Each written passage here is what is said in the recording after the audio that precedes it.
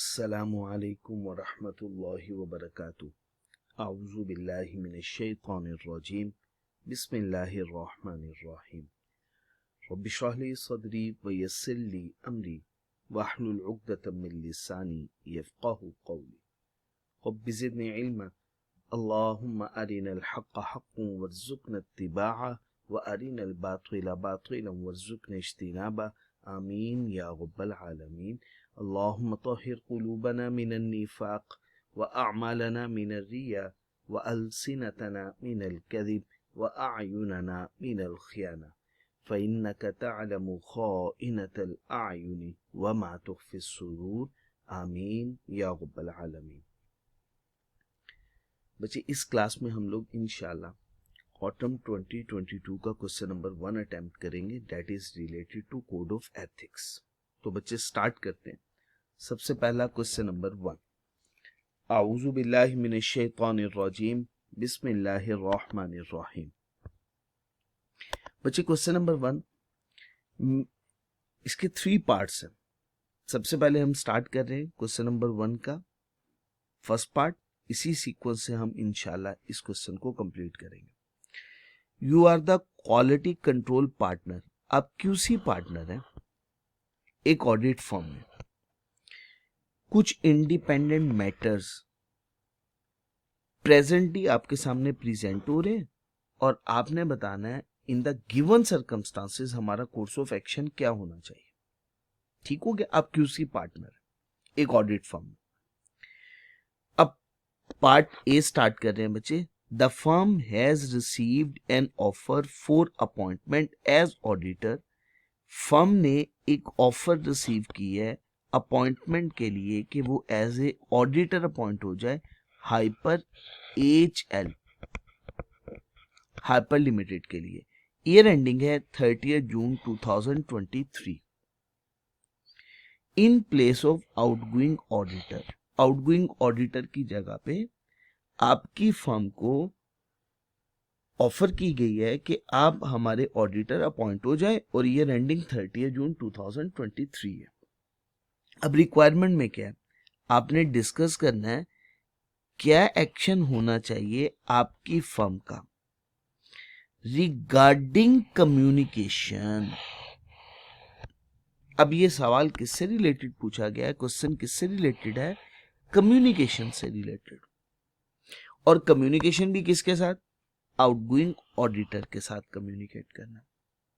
तो मैं आपको पहले कुछ बात समझाता हूं, फिर उसके बाद हम इंशाल्लाह इस क्वेश्चन को, इसके सॉल्यूशन को भी डिस्कस करेंगे। ठीक है जी बच्चे। बिस्मिल्लाहिर रहमानिर रहीम। सबसे पहले हम कहते हैं जी, लेट्स सपोज एक ऑडिट क्लाइंट है।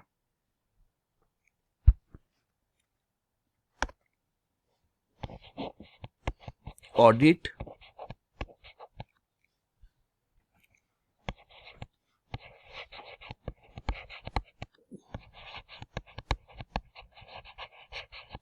HL।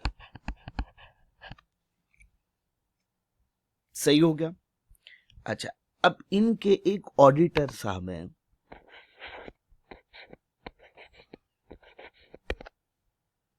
CA, ये ऑडिटर है।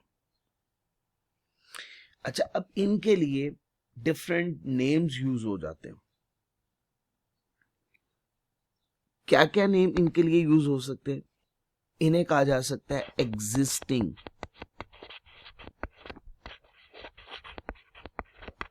ऑडिटर। इन्हें एग्जिस्टिंग ऑडिटर भी कहा जा सकता है। इन्हें आउटगोइंग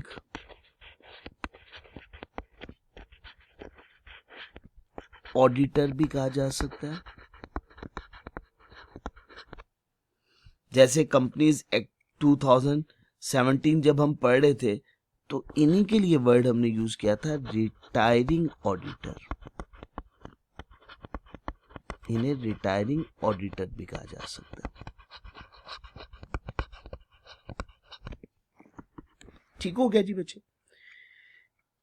ये तो कंपनी के ऑडिट क्लाइंट CL के एग्जिस्टिंग आउटगोइंग या रिटायरिंग ऑडिटर। अब इस दफा ऑफर कर दी है ऑडिट क्लाइंट ने, सीएल आपकी फर्म को,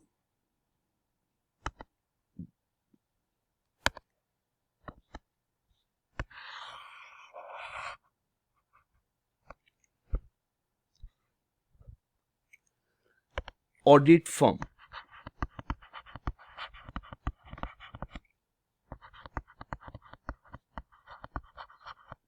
ऑफर की है कि आप हमारे ऑडिटर बन जाए। अब इनके लिए क्या क्या वर्ड यूज हो सकता है, इनके लिए जो जो वर्ड यूज हो सकते हैं मैं वो वर्ड लिखने लगा हूं।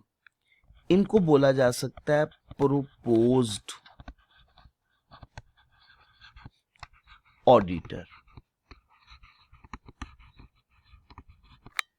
क्योंकि इन्हें अभी प्रपोजल रिसीव हुआ है कि आप हमारे ऑडिटर बन जाएं। ठीक हो गया, तो इन्हें क्या कहा जा सकता है, प्रोपोज्ड ऑडिटर कहा जा सकता है। या इनके लिए वर्ड न्यू, अभी ऑडिटर बने नहीं है, अभी इन्हें ऑफर की गई है, तो ये न्यू ऑडिटर जब ये ऑफर एक्सेप्ट कर लेंगे ये न्यू ऑडिटर बन जाएंगे, ऑडिटर अपॉइंट हो जाएंगे। अच्छा, इनके लिए ये जो एग्जिस्टिंग ऑडिटर है, जिन्हें रिटायरिंग ऑडिटर या जिन्हें आउटगोइंग ऑडिटर कहते हैं, इनके लिए आपको याद होगा हम लोगों ने एक वर्ड यूज किया था जब हम लोग ISA 210 भी पढ़ रहे थे। ठीक है, याद आया, इनके लिए एक और वर्ड भी यूज किया गया था। क्या वर्ड यूज किया गया था इनके लिए? जी शाबाश, प्रीडिसेसर ऑडिटर।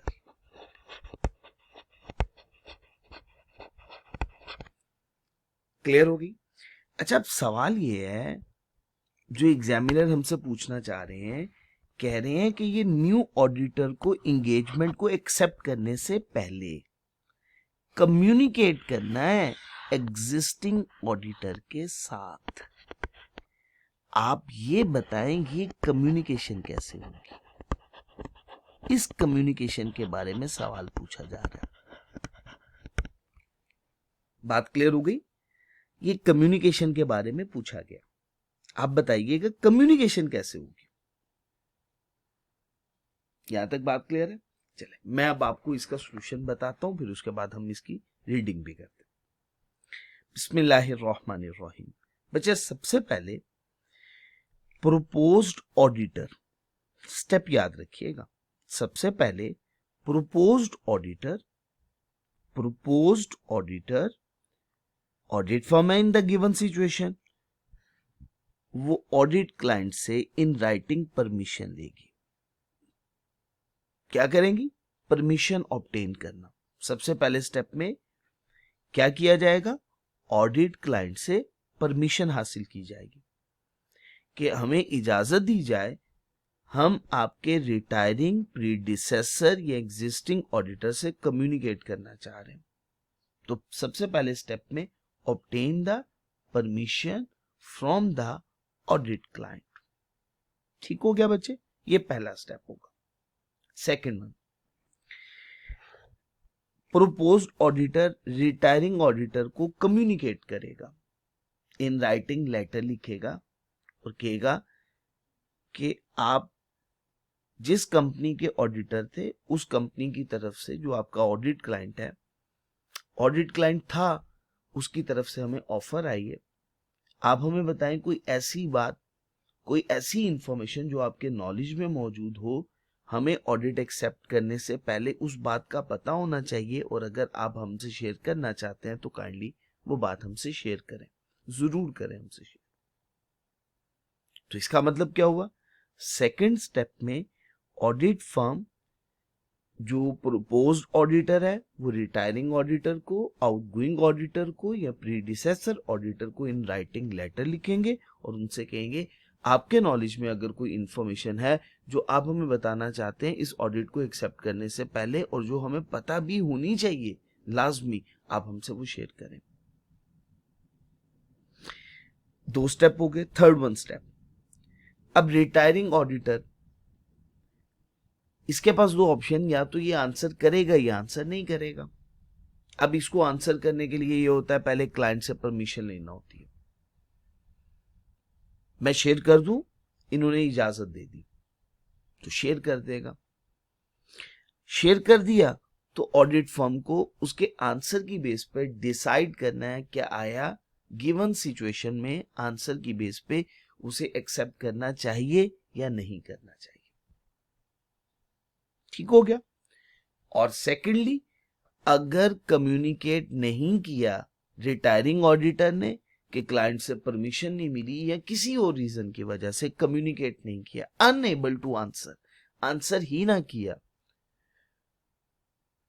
तो audit firm proposed auditor obtain करने की कोशिश करेगा इंफॉर्मेशन किसी और वे से, और उसकी बेस पे फिर डिसाइड करेगा वेदर कि उसे ये प्रपोजल एक्सेप्ट करना चाहिए या ये प्रपोजल एक्सेप्ट नहीं करना चाहिए।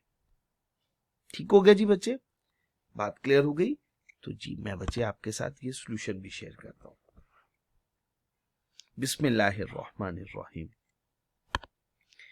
The firm should take the following actions. सबसे पहले नंबर पे प्रायर परमिशन लेना होगी आपको क्लाइंट से। खास तौर पे अगर राइटिंग में मिल जाए तो ये ज्यादा प्रेफरेबल है, ताकि आप इनिशिएट कर सकें डिस्कशन को किसके साथ, आउटगोइंग ऑडिटर के साथ। ये फर्स्ट स्टेप है। सेकंड वन में आपने रिक्वेस्ट करनी है आउटगोइंग ऑडिटर को कि वो इंफॉर्मेशन प्रोवाइड करे, जो फैक्ट्स या किसी भी तरह की कोई भी इंफॉर्मेशन उसको मालूम है और हमें इस इंगेजमेंट को एक्सेप्ट करने से पहले इसके बारे में लाजमी इंफॉर्मेशन होनी चाहिए। क्या ये फैसला करने के लिए क्या आया हमें इस प्रपोजल को एक्सेप्ट करना चाहिए भी या नहीं करना चाहिए। थर्ड वन, अगर प्रीडिसेसर ऑडिटर या एग्जिस्टिंग ऑडिटर जवाब नहीं देता, unable to communicate, existing auditor या प्रीडिसेसर ऑडिटर, प्रोपोज्ड अकाउंटेंट को अदर रीजनेबल स्टेप्स लेने हैं ताकि वो इंफॉर्मेशन को ऑब्टेन कर सके कि कहीं इस ऑडिट को एक्सेप्ट करने से मेरे पे कोई थ्रेट तो राइज नहीं हो जाएंगे, क्या मुझे इस ऑडिट को एक्सेप्ट करना भी चाहिए या नहीं करना चाहिए, ये डिसाइड करने के लिए। फोर्थ वन स्टेप, अगर क्लाइंट इनकार कर दे, रिफ्यूज कर दे आउटगोइंग ऑडिटर को कि आपने इंफॉर्मेशन शेयर नहीं करनी, ठीक है ना, जैसे मैंने आपको बताया ना, ये देखिए इस सिचुएशन में मैंने आपके साथ ये शेयर किया कि भी एग्जिस्टिंग ऑडिटर या रिटायरिंग ऑडिटर भी क्लाइंट से पूछेगा, मैं जवाब दे दूं, मुझे इजाजत है, मैं शेयर कर दूं इंफॉर्मेशन। और अगर क्लाइंट ने ही, ऑडिट क्लाइंट ने ही रिफ्यूज कर दिया, नहीं आपने इंफॉर्मेशन शेयर नहीं करनी, तो फिर outgoing auditor permission to discuss the client's affair with our firm, इनकार कर दिया कि नहीं आपने इंफॉर्मेशन शेयर नहीं करनी हमारे जिसको हमने प्रपोज किया हुआ, आपने इस फेलियर को कंसीडर करना है, ये फैसला करने के लिए कि आया इन गिवन सर्कमस्टांसेस में आपको इस ऑफर को एक्सेप्ट करना चाहिए या नहीं करना चाहिए। ठीक हो गया बच्चे, यहां तक बात क्लियर हो गई? तो ए पॉइंट तो हमने अच्छे से समझ लिया। अब हम बी, इसी क्वेश्चन का बी पार्ट सॉल्व करते हैं। बिस्मिल्लाहिर्रहमानिर्रहीम। बच्चे, Freshco private limited FPL has asked your firm, उसने आपकी फर्म से कहा है कि उसकी हेल्प करो in implementation of an ERP software, ERP software की इम्प्लीमेंटेशन में उसकी मदद की जाए। आपकी फर्म ने इनकार कर दिया एक्सेप्ट करने के लिए इस इंगेजमेंट को, जैसा कि फर्म का ख्याल है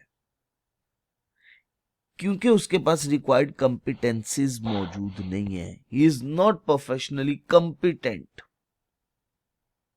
वो इस काम के लिए प्रोफेशनली कॉम्पिटेंट नहीं है। अच्छा, अब प्रोफेशनली कॉम्पिटेंट नहीं है तो उसने क्या किया, फर्म ने रेफर कर दिया FPL को NIT फर्म की तरफ जो कि कॉम्पिटेंसीज रखती है। As part of the arrangement, arrangement के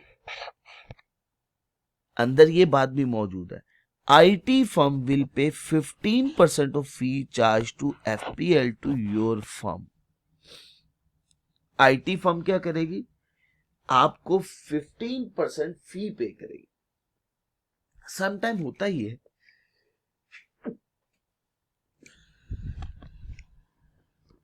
जी बच्चे मैं आपको इंफॉर्मेशन, लेट्स सपोज एक ऑडिट क्लाइंट है,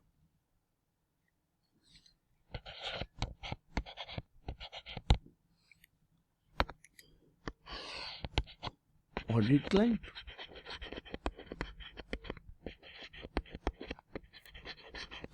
CA, इनको ऑफर किया कि आप हमारे सिस्टम की इंस्टॉलेशन कर दें, हमारे अकाउंटिंग सॉफ्टवेयर्स या हमारी ऑर्गेनाइजेशन के अंदर ERP इंस्टॉल कर दें. ये CA ने या CA फर्म ने इनकार कर दिया. उन्होंने कहा कि हम प्रोफेशनली कॉम्पिटेंट नहीं है, हमें ERP के बारे में नॉलेज नहीं है, या हम सही से इसकी इम्प्लीमेंटेशन नहीं कर सकते. एक और CA जिसके पास नॉलेज मौजूद है, ये कहते हैं कि हम आपको उनकी तरफ रेफर कर देते हैं. अब ये क्या कर रहे हैं, इस क्लाइंट को एक दूसरे CA को रेफर कर रहे हैं. रेफर करते हुए ये क्लाइंट से कहते हैं कि भाई हम इस CA से फी चार्ज करेंगे क्योंकि हम उसे क्लाइंट प्रोवाइड कर रहे हैं. ऐसी फी को कहते हैं रेफरल फी. क्या वर्ड बोलते हैं, रेफरल फी. रेफर करना, क्लाइंट को रेफर कर देना. समटाइम ना फर्म्स की या ऑडिटर की आपस में अरेंजमेंट होती है. लेट्स सपोज मैं ऑडिट से रिलेटेड सर्विसेज प्रोवाइड कर रहा हूं, अगर मेरे पास कोई टैक्स से रिलेटेड क्लाइंट आया तो मैं आप ही की तरफ रेफर कर दूंगा, और आप टैक्स की सर्विसेज प्रोवाइड कर रहे हैं, और आपके पास अगर कोई क्लाइंट आया ऑडिट से रिलेटेड सर्विसेज हासिल करने के लिए, अब मेरी तरफ रेफर कर दीजिएगा. हम आपस में अरेंजमेंट कर लेते हैं, अगर कोई क्लाइंट आपने रेफर किया तो मैं इतने % आपको फी पे कर दूंगा, और अगर आपने रेफर किया तो मैं पे कर दूंगा. तो इस तरह से अरेंजमेंट हो जाती है. इसे हम कहते हैं रेफरल फी अरेंजमेंट, या समटाइम इसे हम कमीशन भी कह देते हैं. अच्छा, अब अगर रेफरल फी है, इसकी वजह से एक थ्रेट अराइज हो जाता है जिसे हम कहते हैं सेल्फ इंटरेस्ट थ्रेट. क्या बच्चे, सेल्फ इंटरेस्ट थ्रेट अराइज हो जाता है. जैसा मैंने अभी कहा ना, इसको हम कह देते हैं मिस्टर ए, और इसको बोल देते हैं मिस्टर बी. ये बात को समझ लीजिएगा, बड़े आराम से आपको बात समझ में आ जाएगी. In the given situation, Mr. A refer to Mr. B. Mr. B को रेफर कर रहा है और Mr. B को कमीशन पे करना. किसको पे करना है, मिस्टर ए को कमीशन पे करना. ऐसा ही है ना, रेफरल फी पे करनी है. अच्छा, अब ये हमारी बात कर रहा है, हमें बताना है कि हमारे पे क्या थ्रेट अराइज हो रहा है. इस सिचुएशन में, इन द गिवन सिचुएशन में, हमें रेफरल फी जो ज्यादा अच्छी पे करेगा हम उसकी तरफ रेफर कर देंगे. हम ये नहीं देखेंगे वो ज्यादा कॉम्पिटेंट है या नहीं है, वो उनके लिए ज्यादा सूटेबल है या नहीं है. हम तो ये देखेंगे कि हमें कौन अच्छी फी पे कर सकता है. जो हमें ज्यादा अच्छी फी पे करेगा हम उसकी तरफ रेफर कर देंगे उसे. ठीक हो गया ना. इस वजह से सेल्फ इंटरेस्ट थ्रेट अराइज हो जाता है. ठीक हो गया. अच्छा, अब इसकी वजह से कौन सा फंडामेंटल प्रिंसिपल है उसकी नॉन कंप्लायंस हो सकती है, आप मुझे खुद सोच के बताइएगा. शाबाश. Professional competence and due care and objectivity. Conflict of interest आ गया. शाबाश. क्या आ गया, कॉन्फ्लिक्ट ऑफ इंटरेस्ट अराइज हो गया. यहां तक कोई बच्चे प्रॉब्लम तो नहीं है, कोई कंफ्यूजन? चले जी बच्चे, इसके सॉल्यूशन को डिस्कस करते हैं. Self interest threat. कौन सा थ्रेट अराइज हुआ बच्चे, self interest threat. To compliance with the principle of objectivity. कौन सा फंडामेंटल प्रिंसिपल जिसकी नॉन कंप्लायंस या जिस पे थ्रेट अराइज हुआ, ये थ्रेट है ना. किस फंडामेंटल प्रिंसिपल पे अराइज हुआ, principal of objectivity. And professional competence and due care के ऊपर। अगर चार्टर्ड अकाउंटेंट पे करता है या रिसीव करता है रेफरल फी या कमीशन, ठीक है ना, वो रेफर करने की वन टाइम फी ले लेता है, या वो कहता है कि मैं आपसे जितने भी आप फी चार्ज करेंगे उसका इतना % मैं आपसे commission relating to crime. The firm may be interested, अब फर्म क्या है, इंटरेस्टेड है कि उसे ग्रेटर कमीशन मिलनी चाहिए या ग्रेटर रेफरल फी मिलनी चाहिए। वो ये appropriate fit and proper person की तरफ रेफर करने की ख्वाहिशमंद नहीं होगा। वो देखेगा कौन मुझे रेफरल फी ज्यादा पे करेगा, कौन मुझे ज्यादा कमीशन पे करेगा। इस सिचुएशन के अंदर उस सीए पे सेल्फ इंटरेस्ट थ्रेट अराइज हो जाएगा। बात क्लियर हो गई बच्चे? चले जी बच्चे, अल्लाह ताला आप सब लोगों का हामी नासिर हो। जज़ाकुमुल्लाह खैर। नेक्स्ट पार्ट नेक्स्ट क्लास में हम इंशाल्लाह डिस्कस करते हैं। जज़ाकुमुल्लाह खैर। अस्सलामु अलैकुम व रहमतुल्लाहि व बरकातहू।